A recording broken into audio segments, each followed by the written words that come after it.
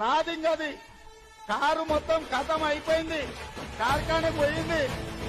నువ్వు కార్ఖానాలు పెట్టంగానే ఎవడో టైర్లు పయ్యలు ఇసుకపోయి జుమరాజ్ బజార్ కూడా అమ్మేసింది. కారు తూపం కింద అమ్మిండు నాయన. ఇంకా మళ్ళీ మీ కారు రాదు. ఇంకా బస్సులో తిరగటాయన చూస్తుంటే తిక్కలోడు తిరునాళ్ళకు పోతానంట. ఎక్కనికనే దిగనికనే సరిపోయిందంట. చంద్రశేఖరరావు బస్సులో తిరుగుతుంటే నిన్న మన మహేంద్ర గారు పోయింది. ఆమె నాయకర్లు తెల్లగనువులు మన భోజనీరు వచ్చింది. ఇక ఆయన ఎక్కడికే దిగనికే 44 మీరు ఎక్కడైనా చూడండి చెరువులలో ఒంటికాల మీద కళ్ళు పూసుకొని ఉంటది. ఎందుకంటే కొంగ జపం చేస్తున్నాం చేప పిల్లలు వస్తే కానీ లటక్కని దిగుదామని.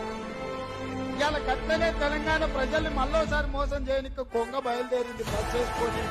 ఈ కొంగ పట్ల కూడా అప్రమత్తంగా ఉండి ఈ కొంగ పోటేసినట్టే అది పరోక్షంగా